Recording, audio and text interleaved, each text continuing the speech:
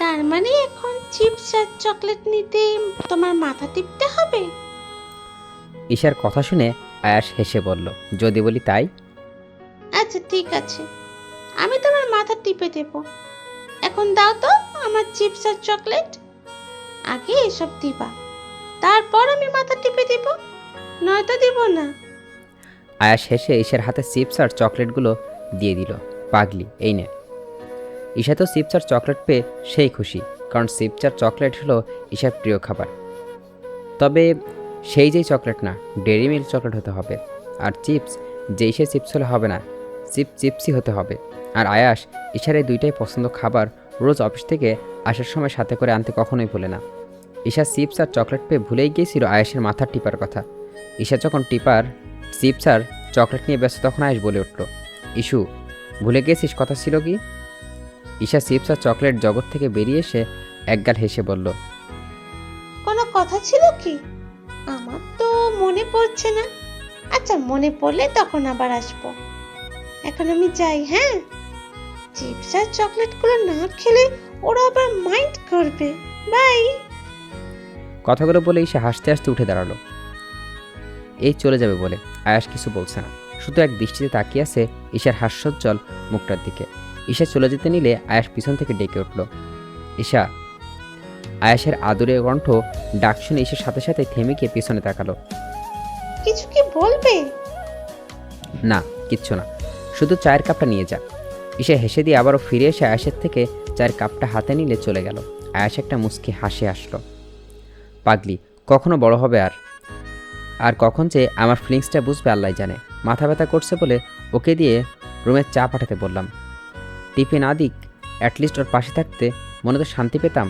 But madam তো মাথা টিপে দেওয়া তো দূরে থাক, উল্টো চিপস আর চকলেট পেয়ে খুশিতে গদগদ হয়ে চলে গেল। একবার জানতেও চাইল না যে সত্যি আমার মাথাটা ব্যথা করছে কিনা। হা, কি আর করা, আজ আর বসে থাকাটা পসিবল হবে না। যাই, আমি বরং শুয়ে থাকি। শরীরটা খুবই দুর্বল লাগছে, আর মাথাটাও মনে হচ্ছে এখনই ফেটে যাবে। আজ হঠাৎ করে এত মাথা ব্যথা করছে কেন কি জানি। কথাগুলো নিজে নিজে মনে বিড়বিড় করে আয়াসের বিছানায় সোজা হয়ে বসল। তারপর কিছু সময় উপরের ফ্যানটার দিকে তাকিয়ে থেকে আস্তে আস্তে চোখটা বন্ধ করে নিল। চোখটাও আজ কেন যেন খুব চলছে, তাই আর মেলে ধরতে না পেরে চোখ জোড়া বন্ধ করে এক হাত রেখে চোখের উপর রাখলো। এভাবেই কেটে গেল মিনিট 10 সময়। হঠাৎ মাথার চুলে কারো হাতের স্পর্শ পেয়ে আয়াস চমকে তৎক্ষণাৎ চোখের উপর থেকে হাতটা সরিয়ে চোখ জোড়া মেলে তাকালো। আর তাকিয়ে অবাক হলো, কারণ মাথার চুলে হাত দেওয়া ব্যক্তিটি আর কেউ নয়, ঈশা। হ্যাঁ, ঈশা আয়েশের মাথায় কাছে বসে আয়েশের মাথায় চুলে হাত বুলিয়ে দিচ্ছে। আসলে ঈশা যখন আয়াসের রুম থেকে বের হচ্ছিল, তখন এক নজরে আয়েশের দিকে তাকিয়েছিল। আর আয়াসের দেখে ঈশার বুঝতে দেরি হলো না আয়াস সত্যি মাথা ব্যথা করছে। তাই আয়েশের রুম থেকে গিয়ে কিছুতেই বসে থাকতে পারছিল না, শুধু আয়েশের মাথা ব্যথার কথা ভেবে চটপট করছিল। তারপর এক সময় আর বসে থাকতে না পেরে চলে আসলো আয়েশের রুমে। ঈশা আসলে এমনই, আয়েশ যেমন ঈশার সামান্য কষ্ট সহ্য করতে পারে না, ঈশাও ঠিক তেমনি আয়েশের বিন্দুমাত্র কষ্ট সহ্য করতে পারে না। আর ঈশা জানে আয়েশের মাথা ব্যথাটা কখনো নিতে পারবে না। মাথা ব্যথা করলে আয়েশ তখন একদম ছোট্ট বাচ্চাদের মতো হয়ে যায়, কি করবে না করবে কিছুই বুঝতে পারে না। কখনো কখনো মাথা তো ব্যথার কারণে আয়েশ নিজের চুল নিজেই টেনে ছিঁড়ে ফেলতে চায়, আবার কখনো বা নিজের মাথাটা দেওয়ালের সাথে গিয়ে বাড়ি খাওয়ায়। তবে আশ্চর্যের বিষয় হলো আয়েশের এই মাথা ব্যথার ব্যাপারে বাসায় কেউই জানে না। আসলে একবার যে জানে তা কি কিন্তু নয়, আয়েশের যে মাথা ব্যথা করে মাঝে মাঝে সেটা জানে, কিন্তু আয়েশ যে মাথা ব্যথা করলে তখন এমন পাগলামো করে সেটা কেউই জানে না। এই ব্যাপারে ঈশাই শুধু অবগত। তাই তো আয়েশের মাথা ব্যথার কথাটা শুনে আর আয়েশের এমন ফ্যাকাশে দেখে ঈশা নিজের রুমে গিয়ে বসে থাকতে পারলো না। আবার ছুটে আসলো আয়েশের রুমে, আর এসেই আয়েশের মাথার কাছে এসে আয়েশের মাথায় তার কোমল হাতটি রাখলো। আর সাথে সাথে আয়েশের চোখ মনে তাকালো হাতের মালিকের দিকে। আয়েশের এখনো অবাক হয়ে তাকিয়ে থাকতে দেখে ঈশা আবার বলে উঠল, কি হলো? এভাবে তাকিয়ে আছো কেন? আমি কি এলিয়েন নাকি যে এভাবে তাকিয়ে দেখছো? ঈশার কথায় আয়েশ কোনো রকম চোখ সরালো না, বরং আরও গাঢ় দৃষ্টি রেখে ঈশার উপর তাকালো। তারপর বলল, না, ঠিক তা না, তুই এলিয়েন হতে যাবি কেন? আমি তো দেখছি আমার ইস্যুকে, যে কিনা আমার কষ্টের কথা ভেবে রুমে গিয়ে থাকতে না পেরে আবারও আমার কাছে ছুটে এসছে। তোমার ইস্যু মানে? কিছু না। আচ্ছা, এখন এটা বল যে তুই না চলে গেলি চিপস আর চকলেট খেতে, ওসব না খেলে নাকি ওরা মাইন্ড করবে। তো তাহলে এখন এসব না খেয়ে এখানে আসলি কেন? ওরা মাইন্ড করবে না বুঝি? ওসব তোমাকে ভাবতে হবে না। এখন কি আজাইরা বক বক করতেই থাকবে, নাকি মাথা টিপতে দিবে? সে আর বলতে, দে দে তাড়াতাড়ি টিপে দে, মাথাটা খুব ব্যথা করছে। বলেই আয়াস ঈশার হাতটা ধরে নিজের কপালে রেখে দিল। ঈশাও মুচকে এসে তার কোমল স্পর্শে আয়াসের মাথা টিপতে লাগলো। তবে এক নাগাড়া টিপে যাচ্ছে, তাও কিন্তু নয়, ক্ষণে ক্ষণে টিপছে, আবার ক্ষণে ক্ষণে মাথার চুলগুলো টেনে দিচ্ছে। ঈশা আয়াসের মাথা টিপছে আর আয়াস এক দৃষ্টিতে ঈশার মুখের দিকে তাকিয়ে আছে। আসলে আয়াস বরাবর ঈশার মাথা টিপে দেওয়াতে মুগ্ধ, শুধু আজ নয়, এমন প্রায়ই হয়। অর্থাৎ প্রায় আয়াসের মাথা ব্যথা করে, আর সবসময় ঈশা আয়াসের মাথা টিপে দেয়, ঠিক এখন যেভাবে টিপে দিচ্ছে সেভাবে। তবে বাসার কেউই জানে না যে আয়াসের প্রায় মাথা ব্যথা করে। বাসার সবাই জানে আয়াস মাঝে মাঝে মাথা ব্যথা করে, আর সেটা আয়াসের এমনভাবে সবার সামনে প্রেজেন্ট করে যে ওর মাথা ব্যথাই করছে না, শুধু মাথাটা একটু ধরেছে মাত্র। রুমের মাঝে পিন পেতর নীরবতা। আয়াস কিংবা ঈশা কারো মুখে কোনো কথা নেই, শুধু একে অপরের দিকে তাকিয়ে আসছে। তবে ঈশার কাজটা যে কন্টিনিউ রেখেছে। নীরবতা প্রহর ঘুরছি কাটিয়ে ঈশাই প্রথম বলে উঠল, আচ্ছা, তুমি মেডিসিন নাও না? মানে কিসের মেডিসিন? এই যে তোমার প্রায়ই মাথা ব্যথা করে, তার জন্য কোনো মেডিসিন নাও না? আই মিন, ডক্টর দেখাও নেই কখনো? আর এই সামান্য মাথা ব্যথার জন্য মেডিসিন কি দরকার? আর ডক্টরই বা কি দেখবে? হোয়াট? এটাকে তোমার সামান্য মাথা ব্যথা মনে হচ্ছে? যদি সামান্যই হয়, তাহলে মাথা ব্যথা করলে তখন এমন পাগলামো করো কেন? আরে ও তো আমি ইচ্ছে করেই করিনি, তোর কেয়ারিং পাবো বলে। আচ্ছা তুই বল, আমি যদি আগে এমন পাগলামো না করতাম তাহলে তুই কি এখন এমন ছুটে আসছিস? তাই প্রয়োজনের চেয়ে একটু বেশি রিজেক্ট করছি। তাই না? হুম। চাপা তো ভালোই মারতে পারো। মানে? মানে হলো এই যে তুমি আমাকে কত সুন্দর করে গুছিয়ে মিথ্যে বলে বোঝাচ্ছ। হোয়াট? রাখো তোমার হোয়াট। তোমার হোয়াটের গোষ্ঠীর ষষ্ঠী পুজো করবো আমি। ফাউল ছেলে, আমাকে কি বাবু মনে হয় যে মিথ্যা বলে বোঝাতে বোঝাইছ? আরে আমি কেন বাবু মনে করতে যাব তোকে? তুই নিজের তো তখন বললি তুই নাকি পিটের খাস। ভাইয়া, শর্তের কথা ভুলে গিয়েছিস? আরে রাখ তোর শর্ত টর্ত। আমি সিরিয়াস একটা কথা বলছি তোকে, আর তুই কি না মজা করে উড়িয়ে দিচ্ছিস? ওহো, তুই সিরিয়াসলি কথা বলছিলি? সরি সরি, আমার ভুল হয়ে গেছে। আচ্ছা আবার বল, তুই কি সিরিয়াস কথা বলছিলি শুনি? ভাইয়া, আমার মনে হয় তোর একটা ডক্টর দেখানো উচিত। ঈশা, কিন্তু শর্ত তো। জি বলুন ম্যাডাম, আপনার বাণী শোনার জন্য আমি সবসময় শিরোধার্য। কেন, মরে যাব বলে ভয় পাচ্ছিস? হুম? তুই কি শর্ত নিয়ে পড়ে থাকবি, নাকি আমাকে বলতে দিবি? ভাইয়া, আমি কিন্তু সিরিয়াস। আই থিংক তোর এই মাথা ব্যথাটার জন্য ডক্টর দেখানো উচিত।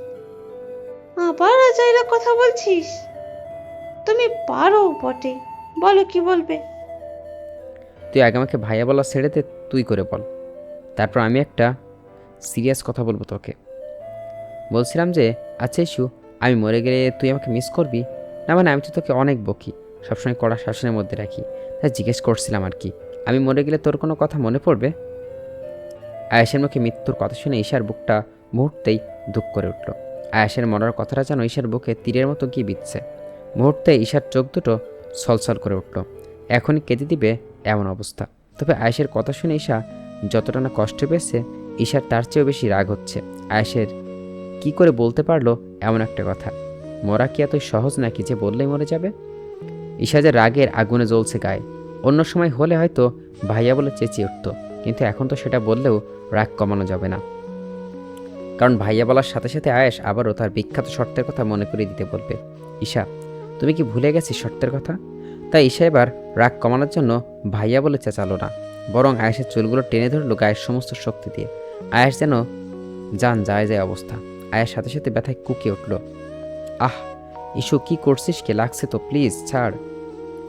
ঈশা জানে কেউ আয়েশের চুল ধরে টেনে ধরলে ওর বেশি মাথা খারাপ লাগে, কিন্তু ওর যে রাগের বশে আয়েশের চুল টেনে ধরছে সেটা ওর মাথায় ছিল না।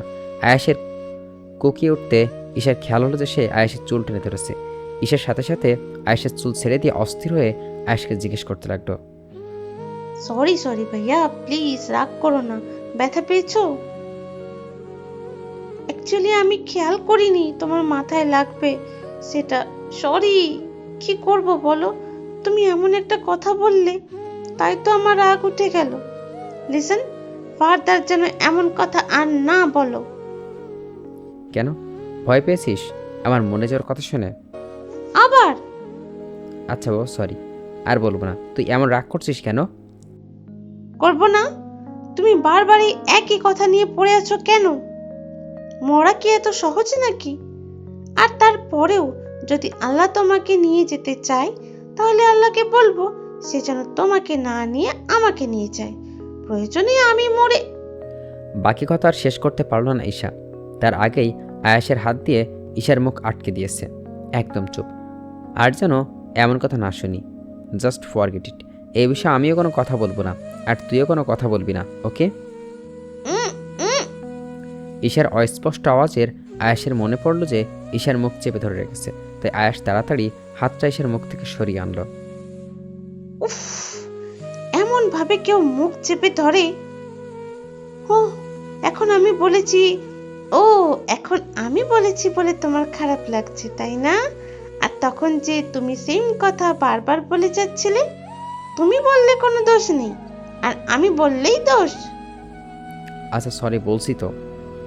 এই দেখ, কান ধরছি, আর কখনোই বলবো না বলে আয়াস দুহাতে নিজের কান দুটো ধরে মুখটা কাচুমাচু করে তাকালো ঈশার দিকে, যেন ওর মতো ইনোসেন্ট আর কেউই নেই। ঈশার রাগ মিশ্রিত কণ্ঠেই বলল, মনে থাকবে তো? 100% থাকবে, কারণ আমি বুঝে গেছি। কি বুঝে গিয়েছ? এই যে তুমি আমাকে গভীরভাবে ভালোবেসে ফেলেছো, সেটাই। কেউ একজন আমাকে ভালোবেসে ফেলেছে, তাও আবার গভীরভাবে। এক মিনিট, কে তোমাকে ভালোবাসে, তাও আবার গভীর ভাবে? কেন, তুই? আমার বইই গেছে তোমাকে ভালোবাসতে। তোমাকে ভালোবাসতে যাব কেন, তাও আবার আমি? হাসালে আমায়। তোমাকে আমি ভালোবাসতে যাব কোন দুঃখে শুনি? থাক, আর লজ্জা পেতে হবে না। আমি জানি মেয়েরা এই বিষয়টা একটু মানতে নারাজ থাকে। নো প্রবলেম, আমি মাইন্ড করিনি। আসছে, তুমি মাইন্ড করলেও কি আর না করলেও কি, যেটা ঠিক আমি সেটাই বলেছি। উফ, মাথাটা আবার ব্যথা করছে, আহ বলে আয়েশ মাথাটা দুহাত চেপে ধরে ভান করলো, আর চোখে ঈশার দিকে তাকালো। ঈশা তো আয়েশের আবারও মাথা ব্যথা করছে শুনে অস্থির হয়ে পড়ছে। দেখি দেখি, খুব ব্যথা করছে? এত কথা কে বলতে বলেছিল? হ্যাঁ, ব্যথাটা একটু কমে এসেছিল, আর অমনি কথা বলা বক বক করা শুরু হয়ে গেছে। দেখি হাতগুলো সরাও, আমি মুভ লাগিয়ে দিচ্ছি, ব্যথা কমে যাবে। দেখি। বলতে বলতে ঈশা পাশে থাকা ড্রেসিং টেবিলের উপরে থেকে হাত বাড়িয়ে মুভটা নিল। এরপর পরম যত্নে সেটা আয়েশের পুরো কপালে মালিশ করে হালকা করে আয়েশের মাথা টিপে দিতে লাগলো। ঈশার এমন অস্থিরতা হওয়ার দেখে আয়েশ মুগ্ধ হয়ে তাকিয়ে রইল ঈশার দিকে। তার মানে মনে মনে হাসতে লাগলো। আসলে আয়েশের মাথা ব্যথাটা অতটা লাগছে না, যতটা যে ঈশার কাছে ভান করছে। বস্তুত সে ইচ্ছে করে এমনটা করছে, যাতে ঈশার ভিতরে ওর জন্য লুকিয়ে থাকা ভালোবাসাটা একটু হলেও আয়াস নিজে ফিল করতে পারে যে কতটা ভালোবাসে ঈশা ওকে। আর আয়াস সাকসেস হয়েছে। হ্যাঁ, ঈশা আয়াসকে ভালোবাসে, অনেক ভালোবাসে, প্রচুর ভালোবাসে। সে আয়াসকে ছাড়া নিজের অস্তিত্ব কল্পনা করতে পারে না। কিন্তু বোকায় সে বুঝতে পারল না সেটা। সে এটাও জানে না যে ভালোবাসা কাকে বলে, আর সেটাই বা আয়াসকে কতটা ভালোবাসে। ঈশা মনে করে ওর মনে আয়াসের জন্য যে ফিলিংসটা আছে সেটা শুধু একজন ভাইয়ের প্রতি একজন বোনের যেই ফিলিংসটা থাকা দরকার সেটাই। ঈশা যে আয়েশা নিজের চেয়েও বেশি ভালোবাসে সেটা বোধহয় বোধগম্যের বাইরে ঈশার। হ্যাঁ, ঈশা আয়েশাকে ভালোবাসে, অনেক ভালোবাসে, প্রচুর ভালোবাসে। অতটাই ভালোবাসে যতটা ভালোবাসলে সে আয়েশাকে ছাড়া নিজের অস্তিত্ব কল্পনা করতে পারবে না। কিন্তু বোকা ঈশা বুঝতেই পারে না এটাও জানে না যে ভালোবাসা কাকে বলে, আর সেই বা আয়েশাকে কতটা ভালোবাসে। ঈশা মনে করে ওর আয়েশের জন্য সেই ফিলিংসটা আছে, সেটা শুধু ভাইয়ের প্রতি একজন বোনের যে ফিলিংস থাকা দরকার সেটাই। ঈশা যে আয়েশকে নিজের চেয়েও বেশি ভালোবাসে সেটা ঈশার বোধগম্যের বাইরে। ঈশা আয়েশের মাথা টিপছে, আর আয়েশের দৃষ্টি দেখেই যাচ্ছে ওর ঈশাকে। হ্যাঁ, ওরই তো ঈশা। পাগলি আমাকে ভালোবাসে ঠিকই, কিন্তু মুখে কখনো স্বীকার করতে চাইবে না। সবসময় এমন ভাব দেখাবে যেন আমাকেই ভালোবাসে না। আচ্ছা, ঈশা কি আমি ভালোবাসার কথাটা বলতে চায় না? আমার কাছে স্বীকার করতে চায় না, নাকি ও নিজের বুঝতে পারে না যে ও আমাকে ভালোবাসে? কোনটা? ভালো কথা বললে মনে পড়ছে তো, আমার একটা জানতেই হবে, যে করে হোক ওর মুখ থেকে বের করতেই হবে এটা। আমি চিন্তিত, ও আমাকে ভালোবাসে। আমার ঈশা আমাকে ভালোবাসে না বেশ থাকতেই পারে না, এটা শুধু জানার বিষয় হলো কেন? ঠিক যেটা আমি মনে করছি সেটা, নাকি ঈশা যেটা বলছে সেটা? আর নাকি ঈশা নিজের মনের ফিলিংসটা বুঝতে পারছে না? কোনটা? রুমের মাঝে পিনপেত নিরাপত্তার মধ্যে কেটে গেল বেশ কিছু সময়। আনিশা, 9টা তো বেজে গেছে, চলো ডিনারের ব্যবস্থা করে ফেলি, নয়তো আবার দুই ভাই মিলে হইচই শুরু করে দেবে। কেন খাবার দিতে দেরি হচ্ছে এই বলে? রোকসানা বেগমের কথায় সায় দিয়ে আনিশা বেগমও বলে উঠলেন, হ্যাঁ, একদম ঠিক বলেছ। বড় ভাইজানের থেকে তো আমার ওনার বেশি তাড়াহুড়ো সব কিছুতেই। চলো যাই, খাবারটা বেড়ে নিই। এই বলে দুই জা মিলে কিচেনে চলে গেলেন। মিনিট 10-এর মধ্যে দুই জায়ের টেবিলে খাবার সাজানো হয়েও গেল। এরই মধ্যে রায়হান মাহমুদ আর হাসান মাহমুদও খাবার টেবিলে এসে গেছেন। দুইজন টুকটাক কথা বলতে বলতে চেয়ার টেনে বসে পড়লেন। রোকসানা বেগম আর আনিশা বেগম দুইজনেই কিচেন থেকে ডাইনিং এসে নিজ নিজ স্বামীকে বসে থাকতে দেখে একে অপরের মুখে তাকালেন। তারপর পিক করে হেসে দিয়ে রোকসানা বেগম বলে উঠল, চলে এসো। চলে এসেছো তোমরা? হ্যাঁ ভাবি, চলে এসেছি। খুব জোরে ক্ষুধা লেগেছে, তাড়াতাড়ি খাবার দাও। আচ্ছা, আয়াস কই? ও এখনো আসলো না যে? আরে কোথায় আবার যাবে? ওদের কি একে অপরের পিছনে লাগা ছাড়া আর কোনো কাজ আছে? দাঁড়াও, আমি ডাকছি ওদের। ভাইয়ের কথায় রায়হান মাহমুদও সায় দিয়ে বললেন। এই বলে রুকসানা বেগম সেদিখানে দাঁড়িয়ে থেকে আয়াস আর ঈশাকে জোরে জোরে ডাকতে লাগলেন। আয়াস, আয়াস, ঈশা, ঈশা মা, খাবার খেতে আয় তোরা। মিনিট দুয়েক বাদে মধ্যেই ঈশা সিঁড়ির কাছে এসে দাঁড়ালো। রোকসানা বেগম সেদিকে তাকিয়েছিল না, তাই ঈশাকে সিঁড়িতে কাছে এসে দাঁড়িয়ে থাকতে দেখে হেসে বললেন, ওই তো আমার মেয়ে চলে এসেছে, আয় মা এসে বস। আয়াস কোথায়? ও আসছে না? বড় আম্মু, ভাইয়া নাকি খাবে না, বলেছি তোমাদেরকে বলতে, তোমরা যেন ভাইয়ার জন্য বসে না থেকে খেয়ে নাও। কি খাবে না কেন? এত বড় একটা রাত না খেয়ে খালি পেটে থাকবে কি করে? ঈশা নিচে নামলো, বরং সেখানেই দাঁড়িয়ে থেকে বলল। স্ত্রী কথায় হাসান মাহমুদও একমত পোষণ করলেন। হ্যাঁ তাই তো, ঈশামাও তো এখনো আসলো না। কোথায় ওরা? হ্যাঁ সেটাই তো, এখনকার রাতটা তো মাশাআল্লাহ, এত বড় একটা রাত না খেয়ে থাকবে কি করে? শরীর খারাপ করবে তো। ঈশামা, তুই আবার যা, আয়াসকে গিয়ে বল আমি ডাকছি। আপু, আমি অনেক বলেছি, এখন শীতের দিন, তাই রাত অনেক বড়, না খেয়ে থাকলে শরীর খারাপ করবে। কিন্তু ভাইয়া তারপরও আসছে না, ওর এক কথাও নাকি খাবে না। আচ্ছা আমি দেখছি, তোমরা খাওয়া শুরু করো। বলে রুকসানা বেগম যেতে নিলে আনিশা বেগম পিছন থেকে ডেকে উঠলেন। দাঁড়াও ভাবি, আমিও যাব তোমার সাথে। তোমার কথা না শুনলেও আমার কথা তো আর ফেলতে পারবে না। এরপর দুই জা মিলে আয়েশের রুমের দিকে হাঁটা ধরল। ঈশা সিঁড়ির উপরে তাকা দাঁড়িয়েছিল। মা আর বড় মাকে আয়েশের রুমের দিকে যেতে দেখে সে তার সাথে চলে গেল। তিনজনেই এসে আয়েশের রুমে ঢুকলো। আয়াস, কি হয়েছে তোর? খেতে না গিয়ে শুয়ে আছিস কেন? আয়েশের কপালে এক হাত রেখে চোখ বন্ধ করে শুয়েছিল। হঠাৎ মায়ের কণ্ঠ শুনে কপাল থেকে হাত ছড়িয়ে চোখ মেলে তাকালো। মা, ছোট মা আর ঈশা দাঁড়িয়ে আছে খাটের পাশে। মা আর ছোট মা এই মুহূর্তে রুমে দেখে একটু অবাক হলো না আয়াস, কারণ আয়াস জানতো ওরা আসবে। তাই কোনো রকম প্রতিক্রিয়া দেখালো না সে, বরং ঠাই হয়ে শুয়ে রইল। আসলে উঠে বসার বিন্দুমাত্র ইচ্ছা নেই আয়াসের, তাই মূলত মা আর ছোট মাকে দেখে উঠে বসছে না। নয়তো আয়াস ওদেরকে দেখে কখনো এমন শুয়ে থাকতো না। আয়াস বড়দের কখনো কোথায় কীভাবে আর কেমন করে রেসপেক্ট করতে হয় সেটা ভালো করেই জানে। কি রে বাবা, আয় ওঠ, খেতে যাবি? খেতে যাবি না? এখনো শুয়ে শুয়ে আমাদের দেখে যাচ্ছিস? ওঠ বাবা, খেতে চল। আনিশা বেগমের কথায় আয়াস উঠল না, বরং মুলান কণ্ঠে বলল, ছোট মা, আমার আসলে খেতে ইচ্ছে করছে না, তোমরা যাও গিয়ে খেয়ে নাও, আমার জন্য চিন্তা করো না। এটা রাতেরই তো ব্যাপার, কোনো প্রবলেম হবে না। বললেই হলো, এত বড় একটা রাত আর তুই না খেয়ে থাকবি? সেটা কিছুতেই হবে না। আয় চল না, খেয়ে চল, না খেলে শরীরটা খারাপ করবে। ছোট মা প্লিজ আমাকে জোর করো না, জানোই তো তোমরা জোর করলে আমি তোমাদের কথা ফেলতে পারি না, এখনও পারবো না, তাই প্লিজ জোর করো না আমায়, আমার খাওয়ার বিন্দুমাত্র ইচ্ছা নেই। কিন্তু কেন আয়াস? এমনি আমার খেতে ইচ্ছে করছে না, কেমন যেন বমি বমি পাচ্ছে, মনে হচ্ছে কিছু খেলেই বমি করে দিব, তাই প্লিজ তোমরা আমাকে খাওয়ার জন্য জোর করো না। আয়েশের কথা শুনে রোকসানা বেগম আর আনিশা বেগম দুইজন একে অপরের দিকে তাকালেন। কয়েক সেকেন্ড একে অপরের দিকে তাকিয়ে থেকে হঠাৎ করে দুইজন পিক করে হেসে দিলেন। মা আর ছোটো মা এভাবে হাসতে দেখে আয়াস অসহায় ফেস করল।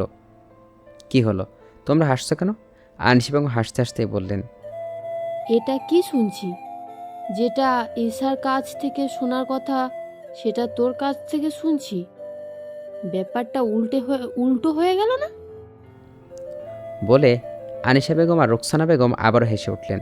আম্মু আর বড় আম্মুর কথা আগে মাথা কিছুই বুঝতে পারছে না ঈশা, তাই আসার পর থেকে এক জায়গায় দাঁড়িয়ে থাকাছে সে, কোনো কথাও বলছে না আর কোনো রিয়াকশনও দিচ্ছে না। কিন্তু ঈশা অবুঝ হলেও আয়াস আর অবুঝ না। ছোটো মার কথার মানে বুঝতে পেরে আয়াস বলল, আরে ছোটো মা তুমিও না সবসময় এরকেই মোড়ে থাকো, তবে হ্যাঁ আমার মনে হয় না আগামী 2 বছরের মধ্যে সেম কথাটা ঈশার মুখ থেকে শুনতে পারবে।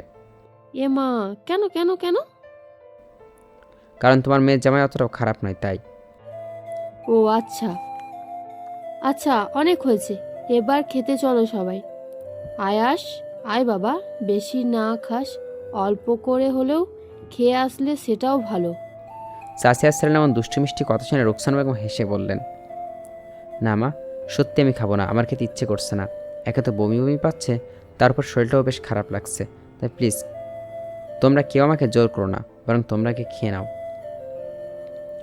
রোকসানা বেগমের এবার কেমন যেন লাগলো আয়েশের কথায়। আয়েশের কণ্ঠটা কেমন যেন ভারবার লাগছে।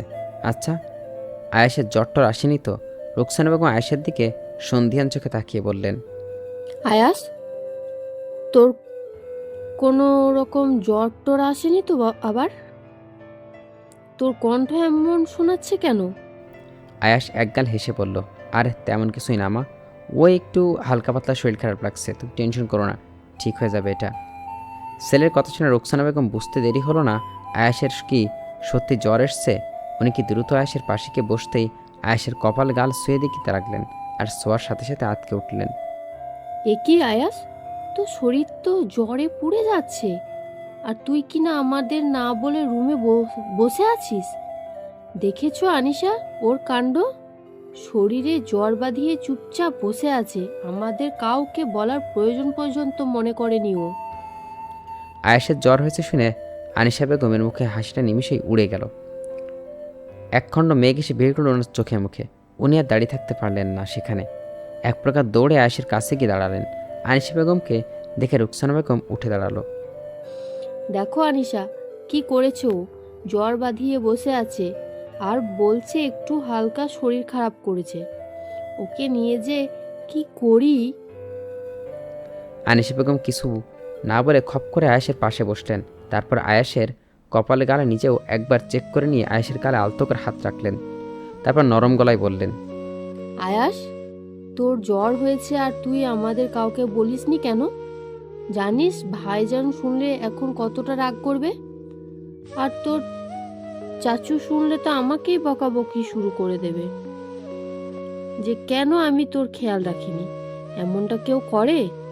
ওকে নরম করে বললে ও শুনবে না আনিশা, ওকে মাইর দিতে হবে এখন থেকে। ও নিজেকে কি ভাবেটা কি? হ্যাঁ, আমাদের বুঝি টেনশন হয় না? নিজেকে বড় ভাবতে শুরু করে দিয়েছে। আয়েশা মুচকে আসলো মায়ের রাগ দেখে, কারণ সে জানে মা ওকে প্রচুর ভালোবাসে আর তাই রাগ করছে এমন বলছে। আহ ভাবি, এত রাগ করছো কেন? ও এখনো ছেলে মানুষ, রাগারাগি করলে তো আর সেরে যাবে না।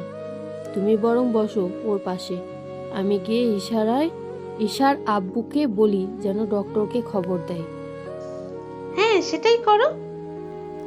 আয়া সরস গলায় বলল, ছোটো মা প্লিজ তুমি বাবা আর চাচুকে বলো না এই বিষয়ে, আমার তেমন কিছু হয়নি, জাস্ট জ্বর এসছে মাত্র, আর সেটাও কাল সকাল থেকে হতে সেরে যাবে। আমি তো মেডিসিন নিয়েছি, দেখবে সকাল হতে আমি ঠিক হয়ে গেছি।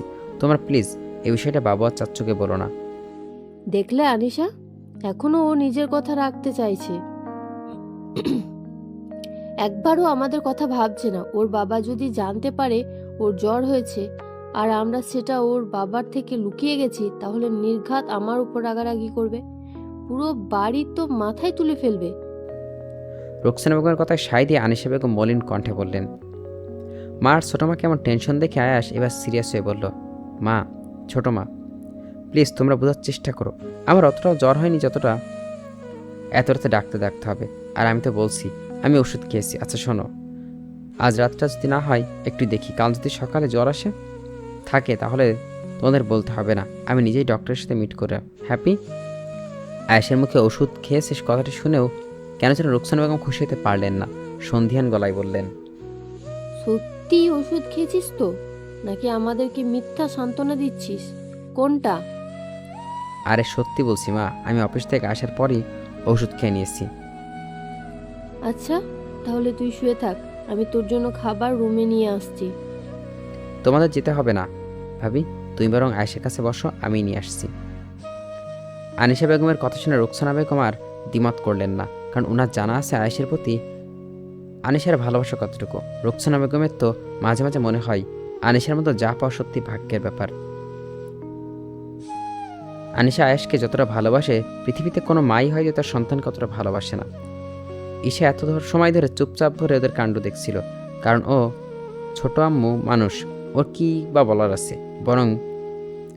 বরঞ্চ ওরও তো আয়েশের জ্বর হয়েছে শুনে হাত পা ঠান্ডা হয়ে আসছে। এক দৃষ্টিতে আয়েশের মুখের দিকে তাকিয়ে আছে।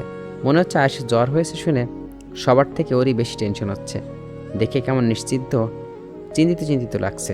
ঈশার ব্যাপারটা আয়েশের চোখে এড়ালো না। আয়েশ বুঝতে পারছে ওর জ্বর হয়েছে শুনে ঈশা ঘাবড়ে গিয়েছে। আয়েশ মনে মনে হাসলো, পাগলি, আমায় ভালোবাসে তবু মুখে বলবে না। এই দেখো আমার জ্বর হয়েছে শুনে কেমন মুখটা কেমন বানিয়ে রেখেছে।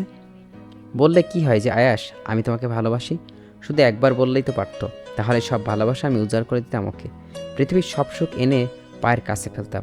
আচ্ছা, ও কি কখনোই বুঝবেন আমার ফিলিংসটা, নাকি বুঝেও না বোঝার ভান করছে? কথাগুলো নিজের মনে মনে ভেবে আয়াস লম্বা একটা শ্বাস ছাড়লো আনমনে। একটু পরে আনিশা বেগম খাবারের প্লেট নিয়ে রুমে আসতো। তবে প্লেটটা দেখে মনে হচ্ছে একজন খাবার নয়, দুইজনের খাবার নিয়ে এসছে সে।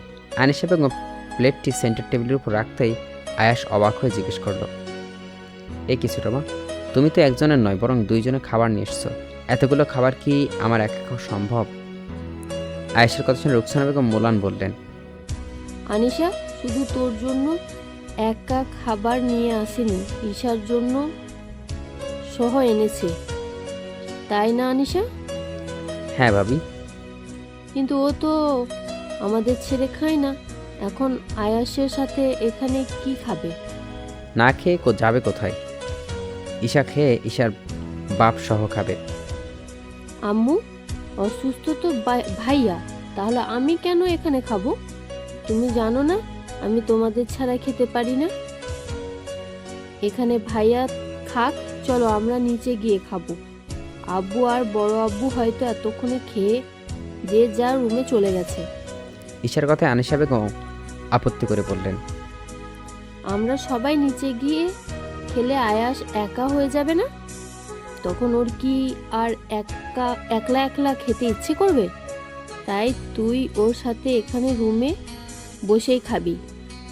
আমি হাত ধোয়ার বাটি থেকে শুরু করে সব নিয়ে এসেছি, তারপরেও তোর কিছু লাগলে আমাদের ডাকবি। কিন্তু আব্বু আম্মু। কেন কিন্তু না? কোনো কিন্তু না। আমরা নিচে যাচ্ছি, ক্ষুধা তো আমাদেরও লেগেছে, তাই না? চলো ভাবি। ছোট মা, ও যখন চাইছে থাক, আমার সাথে কারোর খেতে হবে না, আমি একাই খেয়ে নিব, তোমরা যাও গিয়ে খেয়ে নাও। কথাগুলো আয়েশের ইশারার দিকে তাকিয়ে বলল। ইশারা বুঝতে দেরি হলো না আয়েশ রাগ করে এমন কথা বলছে। আর যদি সত্যি আয়েশ রাগ করে তাহলে অনেক কাঠখড় পোড়াতে হবে ওকে আয়েশের রাগ ভাঙাতে। তাই মায়ের কথাটা রাখাই এখন বুদ্ধিমানের কাজ হবে। ইশামা চল তাহলে, আয়েশ একা খেতে পারবে বলছে, তাহলে আমরা বসে থেকে কি করব? চল আমরাও নিচে গিয়ে খেয়ে নিই। আনিশা চলো। বলে রুকসানা বেগম যেই না বসা থেকে উঠে দাঁড়ালেন অমনি ঈশা বলে উঠল, বড় আম্মু তোমরা যাও, আমি ভাইয়ার সাথেই খাবো। ভাইয়া যদিও মুখে বলছে, বাট ওর একা একা খাওয়ার তো অভ্যাস নেই, তাই না? তাই আমি ভেবে দেখলাম যে আমার ভাইয়ার সাথে রুমে বসে খাওয়াটাই ভালো হবে। তোমরা যাও, আমি ভাইয়ার সাথে খেয়ে নেব। কিন্তু আয়াস তো বলেছে ও একা খেতে পারবে, আর তাছাড়া তুইও তো আমাদের ছেড়ে খেতে পারিস না, তাহলে আবার এটা বলছিস কেন? আচ্ছা, তুই কি তোর আম্মুর বকার ভয়ে এমন বলছিস? যদি এমন হয় তাহলে বলবো আমি থাকতে আমার মেয়েকে কেউ কিচ্ছু বলতে পারবে না। চলো, চল আমাদের সাথে। আরে বড় আম্মু, তোমাকে কি করে বলি যে আমি আম্মুর ভয়ে নয়, তোমার ছেলের ভয়ে রাজি হচ্ছি। আমি যদি এখন রুমে বসে ওর সাথে না খাই, তাহলে যে আমার কপালে শনি রবি সোম অনেক কিছুই আছে, সেটা আমি ভালো করেই জানি। কথাগুলো নিজ মনে ভেবে ঈশা হেসে বলল, আরে না বড় আম্মু, আমি আম্মুর ভয়ে কেন রাজি হব? আমি নিজের থেকেই রাজি হয়েছি। ভাইয়া অসুস্থ না, তাই আর কি।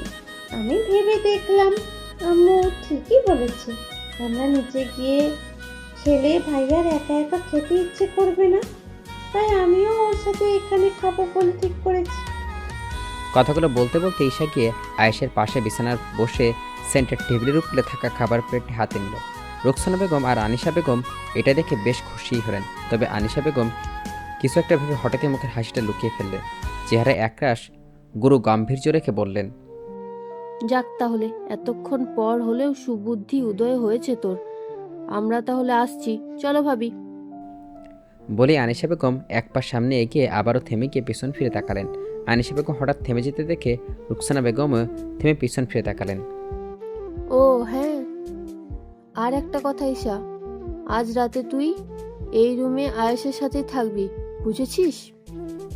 আনিসা বেগমের কথাগুলো রুকসানা বেগম আর ঈশা দুইজন বেশ অবাক হলো। ঈশা কিছু বলতে যাবে তার আগেই রুকসানা বেগম বলে উঠলেন, আনিশা, তুমি যা বলছো ভেবে বলছো তো? কথাগুলো বলে আনিসা বেগম বড় যাকে হাত ধরে টেনে নিয়ে বেরিয়ে গেল রুম থেকে। কাউকে কিচ্ছু বলার পর্যন্ত সুযোগ দিল না। ঈশা তো মাকে বলতে গিয়েছিল, কিছু বলতে পারলো না, কারণ আনিসা বেগম যে কিছু বলার সুযোগই দিল না। কেন তুই থাকতে চাস না আমার সাথে? আয়েশের কথা শুনে ঈশা এবার আয়েশের দিকে ফিরল, রাগী কণ্ঠে বলল, বাবা চলে গেল, আমাকে কিছু বলার সুযোগও দিল না। ধ্যাৎ, আম্মুটাও না। না চাইবো না কেন? আমি তো খুব করে চাই, এতটাই চাই যে এখন আম্মুর বলাতেই আমার খুশিতে নাচতে ইচ্ছা করছে।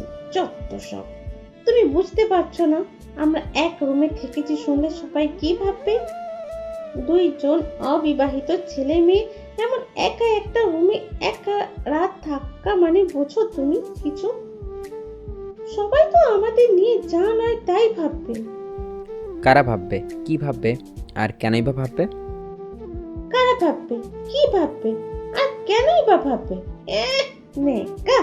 কেন কারা ভাববে জানো না? আব্বু আম্মু, বড় আব্বু বড় আম্মু, ওরা সবাই। এতটুকু বলে এসে জিপ কেটে থেমে গেল। এইসব কি বলছিল সে? ওর আম্মু নিজেই তো ওকে আয়েশের সাথে থাকতে দিয়ে গেছে, তাহলে কে কি ভাববে সেটা নিয়ে এত ভাবছে কেন? কিন্তু ওর আম্মুটাই বা কেমন? একা একা একটা রুম একটা ছেলের সাথে কেউ নিজের মেয়েকে থাকতে দিয়ে যায়? হোক না সে স্বাস্থ্য পাই, কিন্তু পুরুষ তো। কি হলো, চুপ করে গেলি কেন? শেষ কর পুরো কথা। কারা কি ভাবে বল শুনি। ছাড়ো তো এইসব, উঠে খাবে, খেয়ে মেডিসিন নিতে হবে তো। আয়াসও আর কোনো রকম কথা না বলে আস্তে করে উঠে বসলো, তবে সোজা হয়ে নয়, খাটের কার্নিশের সাথে বালিশ ঠেকিয়ে সেই বালিশে হেলান দিয়ে বসছে। একি সোজা হয়ে না বসলে খাবে কি করে? আর আম্মুটাও না, বাসায় বুঝি আর প্লেট ছিল না, মাত্র একটা প্লেটে করে দুজনে খাবার নিয়ে এসেছে। ভাবা যায়? এটাও বুঝলি না কেন এক প্লেট করে খাবার নিয়ে এসছে? এখানে বোঝার কি আছে? বাসায় প্লেট বোধ হয় শর্ট পড়েছে, তাই একটাতেই করে এনেছে। যদি বলি তুই আমাকে খাইয়ে দিবি বলে এক প্লেটে করে এনেছে। আসছে, আমি তোমাকে খাইয়ে দিতে যাব কেন? তুমি তো অতটাও অসুস্থ হওনি যে আমাকে খাইয়ে দিতে হবে। সেটা ঠিক, বাট আমি যে তুই খাইয়ে না দিলে খাবো না। কি মুশকিল রে বাবা, প্রতিদিন তো নিজের হাতেই খাও, তাহলে আজ আমাকে খাইয়ে দিতে হবে কেন? প্রশ্ন না করে খাইয়ে দিবি কিনা সেটা বল, নয়তো আমি শুয়ে পড়ছি। বেশ সময় ধরে বসে থাকার মতো ইচ্ছে কিংবা শক্তি কোনোটাই আমার নেই। ঈশা বুঝতে পারলো আয়াস সিরিয়াস মোডে আছে, আর আয়াস সিরিয়াস মোডে থাকা মানে ওর একটা কথা হ্যাঁ থেকে না বললে কপালে দুঃখ আছে। তাই ঈশার সাথে সাথেই বলে উঠল, আরে না না, খাইয়ে দেব আমি। না খেয়ে শুয়ে পড়লে এখন মেডিসিন খেতে পারবে না, আর জ্বরটাও ভালো হবে না। বসো, আমি খাইয়ে দিচ্ছি। এই বলে ঈশা দ্রুত হাত ধুয়ে আয়াসের জন্য গ্রাস বানিয়ে সেটা আয়াসের মুখের সামনে ধরলো। আয়াস তো সেই খুশি লাগছে, প্রথমবার ঈশার হাতে খাবার খাবে। ভাবতে যেন খুশির সপ্তম আকাশে উড়াল দিচ্ছে। তবে মনে মনে তা খুশি হলেও মুখে প্রকাশ করছে না সেটা। চেহারায় একদম গুরু গাম্ভীর্য ভাব বজায় রেখেই ঈশার হাত থেকে খাবারটুকু মুখে পড়ে নিল। আজকে খাবারটা মজাই আলাদা। সত্যি ভালোবাসা মানুষের হাতে খাবার খাওয়াটা স্বাদটাই ভিন্ন। ভালোবাসার মানুষটির হাতে খাবার খেলে যে এত স্বাদ লাগে সে আয়েশের আগে জানা ছিল না। জানা থাকলে হয়তো আয়েশ প্রতিদিন ঈশাকে নানাভাবে ব্ল্যাকমেল করে ওর হাতে নিয়ে খেত। আয়েশ যখন ভাবনার আকাশে উঠছিল তখন ঈশা আবারও এক গ্রাস তুলে ধরল আয়েশের মুখের সামনে। তবে আয়েশ এই গ্রাসটা মুখে পড়ল না, বরং ঈশার হাতটি ধরে ঈশার মুখের কাছে নিয়ে গিয়ে ধরে বলল, শুধু কি আমাকেই খাইয়ে দিবি? তুই খাবি না? এক গ্রাস তুই খাবি আর এক গ্রাস আমাকে খাইয়ে দিবি, নে হা কর। ঈশাও কিছু না বলে বাধ্য মেয়ের মতো খেয়ে নিল। তারপর এক গ্লাস থেকে আয়েশাকে খাওয়াচ্ছে আর অন্য গ্লাস নিজে খাচ্ছে। এভাবে করে খাওয়া শেষ করলে ঈশা আর আয়াস। খাওয়া শেষ হলে ঈশা প্লেটটা সেন্টার টেবিলের উপর রেখে নিচে আয়াসকে মেডিসিন খাইয়ে দিল। আয়াসে যেহেতু বসে থাকতে ইচ্ছে করছে না, তাই সে মেডিসিন খাওয়ার সাথে সাথে কম্বল মুড়িয়ে শুয়ে পড়ল। তবে আয়াস শুয়ে পড়লেও ঈশা এখনও শোয়নি। ও তো বরং দাঁড়িয়ে দাঁড়িয়ে এখনও ভাবছে কি করবে। আয়েশের সাথে এই রুমে থাকবে নাকি নিজের রুমে চলে যাবে। যদিও আয়েশের উপর পূর্ণ বিশ্বাস আছে ওর, আয়েশ ওর সাথে খারাপ কিছুই করবে না, সেটা ঈশা ভালো করেই জানে। আয়েশই তো একমাত্র ব্যক্তি যা ঈশার চোখ বন্ধ করে ভরসা আর বিশ্বাস করতে পারে। কিন্তু তারপরে ঈশার কাছে কেমন যেন লাগছে এক রুমে থাকার বিষয়টা। কারণ একটা ব্যাপার বিশ্বাস নিয়ে নয়, এখানে ব্যাপারটা নিজের মেন্টাল প্রিপারেড নিয়ে। ঈশা যখন আয়েশের খাটের পাশে গিয়ে দাঁড়ায় অত শত ভাবছিল, তখন আয়েশ বলে উঠল, কী হলো ঈশা, এখনও ওখানে দাঁড়িয়ে আছিস কেন? আচ্ছা বাই এনি চান্স তুই কি কনফিডেন্স এই রুমে থাকা নিয়ে? না মানে আসলে কনফিডেন্স হলে আমার সাথে থাকার দরকার নেই, তুই নিজের রুমে চলে যা। আমি মরে পড়ে থাকলেও তখন না হয় এসে তোকে ডেকে তোলার চেষ্টা করিস। আয়েশের মরার কথা যেন ঈশার বুকে তীরের মতো বিঁধল। মুহূর্তে আয়েশের উপর বেশ খানিকটা দুর্বল হয়ে পড়ল ঈশা। কিসব বলছো? এখানে মরার কথা আসছে কোথা থেকে? আর আমি কি বলেছি আমি থাকবো না? আমি তো আসছিলামই, জাস্ট এখানে দাঁড়িয়ে একটা হিসাব মেলানোর চেষ্টা করছিলাম। এখন মিলানো হয়েছে হিসাব? হুম। তাহলে এখনো দাঁড়িয়ে আছিস কেন? না মানে আচ্ছা, আমি কি তোমার পাশে বিছানাতেই শোবো? হ্যাঁ, কেন? না, বলছিলাম যে এভাবে পাশাপাশি না থেকে আমি সোফায় ঘুমালে হতো না? তোর কি এটাতে কোনো ভারতের সিরিয়াল মনে হচ্ছে যে একজন সোফায় ঘুমাবে আর একজন বিছানায়? আমাদের এত বড় বিছানাটা তো চোখে পড়ছে না, ওই ছোট সোফায় চোখে পড়লো। আচ্ছা এসব নয় বাদ দিলাম, তুই কি শুধু এটাই বললে যে তুমি সোফায় ঘুমালে আর আমি এখানে ঘুমাবো? যদি আমার কিছু প্রয়োজন হয় অথবা আমি যদি তোকে ডাকি তুই কি উঠতে পারবি? তুই তো বুঝতেই পারবি না যে আমার কিছু প্রয়োজন হচ্ছে। হ্যাঁ ঠিক তো, ভাইয়া তো ঠিকই বলেছে। আমি যদি সোফায় ঘুমাই তাহলে ভাইয়ার কিছু প্রয়োজন হলে বুঝবো কি করে? তো আমিও মাঝে মধ্যে কি সব বোকামি করি না। আমি তো জানি ভাইয়া আমার সাথে ভুল কিংবা খারাপ কিছু করবে না, তারপরেও এত ভাবছি কেন? হ্যাঁ এটা ঠিক যে আমরা দুইজন অবিবাহিত ছেলে মেয়ে এভাবে এক রুমে এক বিছানায় একই লেপের নিচে থাকাটা ঠিক হচ্ছে না, কিন্তু তারপরেও আম্মু তো আর না বুঝে শুনেই থাকতে বলেনি। তবে আমার মনে হয় এক রুমে এক বিছানায় থাকলেও ভাইয়ার সাথে একই কম্বলের নিচে থাকাটা আমার জন্য ঠিক হবে না। এসে যখন এসে ভাবতে পারছে তখনই আয়াস আবার বলে উঠল, কি হলো? এভাবে দাঁড়িয়ে দাঁড়িয়ে কী ভাবছিস? নাকি এখনও কনফিডেন্স থেকে বেরিয়ে আসতে পারিসনি যে আমার সাথে থাকবি নাকি থাকবি না? আচ্ছা, তুই যদি এতই কনফিডেন্স হোস তাহলে থাকার দরকার নেই। আমি তো আগেই বলছি, তুই তো রুমে চলে যা, আমার প্রবলেম হবে না। আমি কি বলেছি আমি কনফিউজড? আমি তো আবার এটা বলিস না যে দাঁড়িয়ে দাঁড়িয়ে হিসাব মেলানোর চেষ্টা করছিস, কারণ আমি তোর মুখ দেখে পরিষ্কার বুঝতে পারছি তুই আমার সাথে থাকাটা নিয়ে ভাবছিস। তুমি সব সময় 2 লাইন বেশি বোঝো। এত বুঝতে কে বলেছে? হ্যাঁ, তুমি থাকো, আমি আসছি। দাঁড়া, কোথায় যাচ্ছিস? আমার কম্বলটা নিয়ে আসতে। এত ঠান্ডার ভিতর আমি কি কম্বল ছাড়া থাকবো নাকি? কেন? আমার কম্বলে থাকতে প্রবলেম কোথায়? আমরা 2জন ছেলে মেয়ে, আর 2জন ছেলে মেয়ে একই কম্বলে থাকা নিশ্চয়ই ভালো দেখায় না। তাই আমার কম্বল আনতে যাচ্ছি। যে শীত পড়েছে রে বাবা, মনে হয় কম্বলের ভেতর সোয়েটার নিয়ে ঢুকে পড়তে হবে। আসছি আমি। দাঁড়া এসা।